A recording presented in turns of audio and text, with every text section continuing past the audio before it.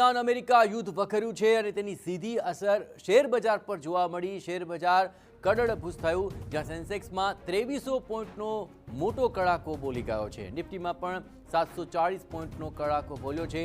તો યુદ્ધની સીધી અસર આજે જોવા મળી રહી છે અને હજુ પણ આગામી સમયની અંદર તેની વધુ અસર વર્તાય તેવા આસાર છે। પણ આજે એક જ દિવસમાં સેન્સેક્સ 2300 પોઈન્ટ નીચે પડ્યો। આ ઉપરાંત નિફ્ટીમાં પણ 700થી પણ વધારે પોઈન્ટનો કડાકો બોલી ગયો છે।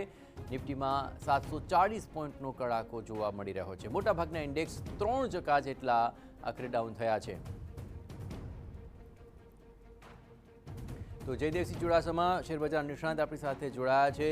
જયદેવસિંહજી, આખરે આ અપેક્ષિત હતો કડાકો અને શું હજુ પણ આગામી દિવસોમાં તેની ઇફેક્ટ જોવા મળશે? બિલકુલ, સતત 3 દિવસની તેજીમાં જે રિકવરી જોવા મળી હતી એ સંપૂર્ણ રિકવરી આજના કડાકા દરમિયાન ધોવાઈ ચૂકી છે અને અત્યારે સેન્સેક્સમાં 2600 પોઈન્ટથી પણ વધારાનો ઘટાડો જોવા મળી રહ્યો છે। નિફ્ટીમાં પણ 800 પોઈન્ટથી વધારાનો ઘટાડો જોવા મળી રહ્યો છે અને તેની પાછળના મુખ્ય કારણો જોવા જઈએ તો વૈશ્વિક કારણો જવાબદાર છે। કારણ કે ખાડી દેશોમાં જે તંગદિલી ભરી પરિસ્થિતિ છે તેમાં કોઈ પણ હરવાશ જોવા નથી મળતી। છેલ્લા 4-5 કલાક દરમિયાન પણ જે સમાચારો આવી રહ્યા છે એ ખૂબ જ ચિંતાજનક છે અને તેનું નેગેટિવ રિફ્લેક્શન દુનિયાભરના બજારોની સાથે સાથે ભારતીય કારોબારમાં પણ જોવા મળી રહ્યું છે। સ્થાનિક લેવલે પણ જોવા જઈએ તો ગઈકાલે મોડી રાત્રે એચડીએફસી બેંકના ચેરમેન પદેથી જે ચેરમેને રાજીનામું આપ્યું અને તેમણે એચડીએફસી બેંકને લઈને જે સવાલો ઉભા કર્યા તે પણ ચિંતાજનક બાબત ગણી શકાય। તો તેનું પણ એક નેગેટિવ રિફ્લેક્શન આજના કારોબાર દરમિયાન સેન્સેક્સ, નિફ્ટી અને બેંક નિફ્ટીમાં જોવા મળી રહ્યું છે। કારણ કે એચડીએફસી બેંકનું જે વેટેજ છે તે ખૂબ જ મોટું છે અને આ ટાઈપની પરિસ્થિતિ ઊભી થાય તો તે ટૂંકાગાળે ચિંતાજનક બાબત ગણી શકાય। તો આ વાતને લઈ આજે ભારતીય શેરબજારમાં સાર્વત્રિક વેચવાલી જોવા મળી રહી છે। હાલમાં સેન્સેક્સ અને નિફ્ટીના જેટલા પણ કન્ટેન્ટ છે એ તમામ રેડ ઝોનમાં ટ્રેડ કરી રહ્યા છે। નિફ્ટી મિડ કેપ છે તેમાં પણ સારું એવું ધોવાણ થતું જોવા મળી રહ્યું છે। ઓવરઓલ જોવા જઈએ તો બીએસસી અને એનએસસી ના જેટલા પણ સેક્ટરલ ઇન્ડાઇસીસ છે એ તમામ અત્યારે રેડ ઝોનમાં ટ્રેડ કરી રહ્યા છે। બિલકુલ, ખાસ કરીને ઇન્ટ્રાડેની દ્રષ્ટિએ પણ જોવા જઈએ તો કોરોના કાળ પછી આ સૌથી મોટો કડાકો બોલી ગયો છે અને સમગ્રતા જોઈએ તો હવે આગામી સમયમાં ઇન્વેસ્ટર્સને આપ શું સલાહ આપશો?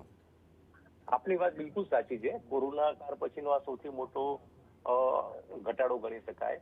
પણ હું રોકાણકાર મિત્રોને કહીશ કે ભારતનું જે અર્થતંત્ર છે તે ડોમેસ્ટિક કન્ઝમ્પશન પર આધારિત છે અને હાલની પરિસ્થિતિ છે તે કદાચ આવનારા 3 થી 4 સપ્તાહ સુધી કદાચ જળવાઈ પણ રહે। પણ તેમના પોર્ટફોલિયોમાં મજબૂત ફંડામેન્ટલ ધરાવતી કંપનીઓમાં રોકાણ હોય તો તેમને જાળવી રાખવું જોઈએ।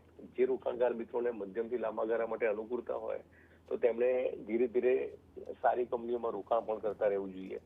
જે રોકાણકાર મિત્રોને ડાયરેક્ટ ઇક્વિટી માર્કેટની સમજ ન હોય તો તેમણે ડાયરેક્ટ ઇક્વિટી માર્કેટમાં ન આવતા મ્યુચ્યુઅલ ફંડ થકી ઇક્વિટી માર્કેટમાં પ્રવેશ કરવો જોઈએ અને તેમાં પણ ધીમે ધીમે રોકાણ કરતા રહેવું જોઈએ। ઓવરઓલ જોવા જઈએ તો ભારતીય અર્થવ્યવસ્થાના જે બેઝિક ફંડામેન્ટલ છે તે પ્રમાણમાં ખૂબ જ ઇન્ટેક્ટ છે। ખાસ કરીને જીએસટી કલેક્શનની વાત કરવા જઈએ તો છેલ્લા 1 વર્ષ દરમિયાન 1,60,000 કરોડથી પણ વધારાનું જીએસટી કલેક્શન સતત આવી રહ્યું છે, જે ઘણી સારી અને સૂચક બાબત ગણી શકાય। છેલ્લે જે ઓટો સેલ્સના આંકડા આવ્યા તે પણ ડબલ ડિજિટમાં ગ્રોથ દર્શાવી રહ્યા છે, તો તે પણ એક ખૂબ સારી બાબત ગણી શકાય। તો રોકાણકાર મિત્રોએ અત્યારે જે પરિસ્થિતિ છે તેમાં થોડોક સમય પસાર કરવો પડશે। ફરીથી ભારતીય શેરબજારમાં સ્થિરતા પણ જોવા મળશે અને ઉત્તરોત્તર મજબૂતાઈ પણ જોવા મળશે। બિલકુલ, અને ખાસ કરીને હજુ પણ યુદ્ધના સમાપ્ત થવાના કે કોઈ સમાધાન થવાના અત્યારે તો આસાર નથી દેખાઈ રહ્યા। શું હજુ પણ આગામી દિવસોની અંદર આનાથી પણ મોટા ફેરફાર જોવા મળી શકે? બિલકુલ, જે રીતે પરિસ્થિતિ છે આજે યુદ્ધને 16-17 દિવસ જેવો સમય પસાર થઈ ચૂક્યો છે અને તેની વચ્ચે આગામી સમયમાં કોઈ પણ રાહત દેખાય તેવા કોઈ પણ સમાચારો અત્યારે આવી નથી રહ્યા। પણ માર્કેટને અનુલક્ષીને હું કહીશ કે ભૂતકાળમાં જેટલા પણ કરેક્શન આવ્યા તે સમય જતા રોકાણકારોને એવી પ્રતીતિ કરાવે છે કે જે તે સમયે માર્કેટમાં જે ઘટાડો આવ્યો હતો તે રોકાણ માટેનો એક ઉત્તમ અવસર હતો અને આ વખતનો પણ જે ઘટાડો છે તે અવસરમાં જ ગણાશે। પણ થોડાક સમય પછી રોકાણકારોને એવી પ્રતીતિ ચોક્કસ થશે કે જે તે સમયે મને જ્યારે અવસર મળ્યો ત્યારે મેં રોકાણ કર્યું હતું સારું હતું।